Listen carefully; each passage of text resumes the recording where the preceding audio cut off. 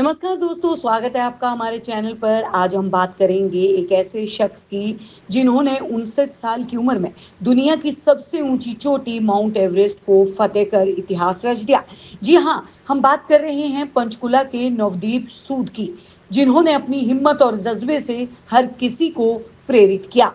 तो चलिए जानते हैं उनकी इस अद्भुत यात्रा की कहानी। पंचकुला के रहने वाले 59 वर्षीय नवदीप सूद कोई साधारण इंसान नहीं है। स्टेट बैंक ऑफ इंडिया में असिस्टेंट जनरल मैनेजर के पद से रिटायर होने के बाद नवदीप ने अपने सपनों को पंख दिए। 18 मई 2025 को उन्होंने 8,848.86 मीटर ऊंची माउंट एवरेस्ट की चोटी पर तिरंगा लहराकर भारत का नाम रोशन किया। लेकिन दोस्तों, ये सफर इतना आसान नहीं था। नवदीप ने बताया कि इस चढ़ाई के दौरान उन्होंने अपनी आंखों के सामने 6 पर्वतारोहियों को जान गंवाते हुए देखा। ठंड, ऑक्सीजन की कमी और खतरनाक रास्तों ने उनकी हिम्मत को बार बार परखा, लेकिन अपनी मां की मन्नत और पत्नी की प्रार्थनाओं ने उन्हें हौसला दिया। नवदीप कहते हैं कि मैंने हर कदम पर अपने परिवार को याद किया और यही मेरी ताकत बनी। क्या आप जानते हैं, नवदीप इससे पहले कश्मीर से कन्याकुमारी तक साइकिलिंग कर चुके हैं। उनकी फिटनेस और जुनून ने उन्हें on top of the world का खिताब दिलाया। बैंक की नौकरी छोड़कर पहाड़ों की राह चुनने वाले नवदीप आज हर उम्र के लोगों के लिए एक मिसाल हैं। जब नवदीप दिल्ली के इंदिरा गांधी इंटरनेशनल एयरपोर्ट पर उतरे तो उनके परिवार ने फूल मालाओं के साथ उनका जोरदार स्वागत किया। उनकी आंखों में खुशी और गर्व साफ छलक रहा था। नवदीप कहते हैं, ये जीत सिर्फ मेरी नहीं, मेरे परिवार और मेरे देश की है। दोस्तों, नवदीप की कहानी हमें सिखाती है कि हर उम्र सिर्फ एक नंबर है। अगर दिल में जुनून और हौसला हो तो कोई भी सपना असंभव नहीं है। हाँ जी, नमस्कार जी। सभी दर्शकों को भी मेरा नमस्कार। मेरा बहुत सालों का सपना था कि मैं माउंट एवरेस्ट चढ़ूं, तो पिछले 5 सालों से मैं उसकी तैयारी कर रहा था। और इस सारे प्रोसेस में मुझे ये भी पता लगा कि इतनी एज में बहुत कम लोग हैं जो माउंट एवरेस्ट पे गए हैं। तो 5 साल की तैयारी के बाद ऐसा लगने लग गया था कि ये हो जाएगा। और फिर करते करते मैं एकदम अपनी मंजिल के नज़दीक पहुंचता गया।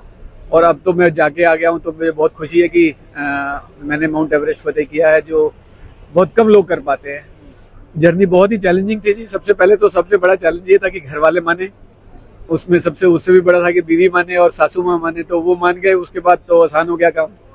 और फिर दूसरे चैलेंज तो जो फिजिकल चैलेंजेस है वो तो खैर अनलिमिटेड है, क्योंकि ये नहीं पता होता कि कब जान चली जाए। क्योंकि टेम्परेचर बहुत कम होता है, एटमॉस्फेरिक प्रेशर बहुत कम होता है और रास्ता बहुत ही कठिन है। आपको खुम्बू ग्लेशियर के बीच में से जाना है, जिसमें कभी भी वो टूट के गिर सकता है।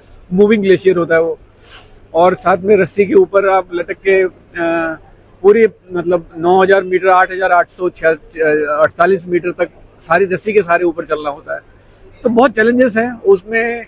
फर्स्ट ब्राइट हो जाना, रस्सी से हाथ छूट जाना, या ऑक्सीजन कम होने की वजह से सांस बंद हो जाना, ये सब बहुत कॉमन वो हैं और बहुत चैलेंजिंग था। मेरे सामने मैंने 6 लोगों को मरते हुए देखा है, तो इतना आसान काम नहीं था। ऐसे लग रहा था कि हम ठीक ठाक पहुंच पाएंगे कि नहीं।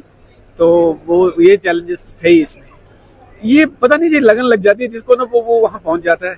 तो मुझे भी ऐसी लगन लगी थी कि मैं भी करूंगा। उम्र तो खैर कोई ऐसी बड़ी बात नहीं है, अगर आप प्रैक्टिस करो तो कुछ भी कर सकते हो। तो हाँ, लोग डर जाते हैं कि 50 साल का हो गया, अब मेरे से कुछ क्या होगा, मगर मुझे कभी भी ऐसा नहीं लगा कि उम्र की वजह से मैं नहीं कर पाऊंगा। तो इसलिए उम्र तो कोई चैलेंज नहीं है। उम्र में तो मैं समझता हूँ कि मुझसे भी ज्यादा बड़े लोग जो है वो ये काम कर सकते हैं। 2000 वैसे तो मैं 2010 में माउंट वहाँ कैलाश की यात्रा पे गया था पैदल, तो तब से मेरे अंदर लगन लगी हुई थी। मगर BNC एक ट्रेनिंग होती है, बेसिक माउंटेनियरिंग कोर्स, वो मैंने 2021 में किया था उत्तरकाशी से। तो वहाँ जब मैंने बाकी बच्चों के साथ काम किया तो मैंने देखा कि वो लोग तो बहुत यंग हैं और मैं उनमें सबसे बड़ा था। उस समय मेरी उम्र 55 साल के आसपास की थी। तो फिर भी मैं उन सबसे आगे ही रहता था हर चीज़ में, चाहे वो सामान उठाना हो या कोई टेस्ट हो, कोई किसी पहाड़ पे चढ़ना हो या किसी पत्थर के ऊपर बहुत ऊंचाई तक जाना हो।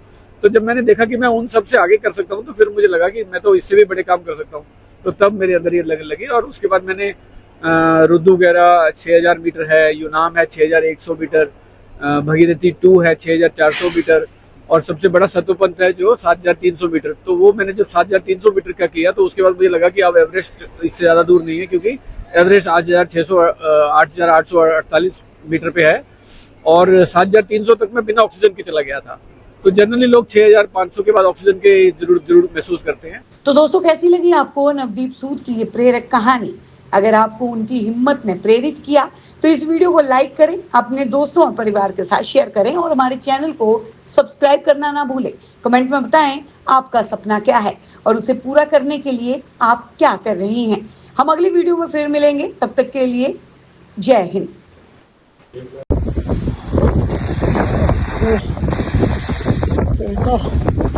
अंकित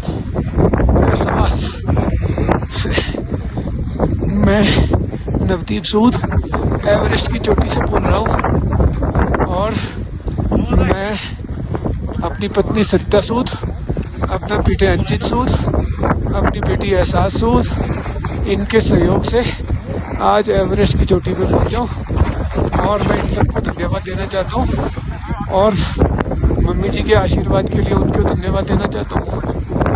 मैं शेरावाली माता को बहुत बहुत धन्यवाद करता हूँ जिसने मुझे ठीक ठाक यहाँ पहुँचाया। अब रिक्वेस्ट है मुझे वापस भी जल्दी घर पहुँचा दे।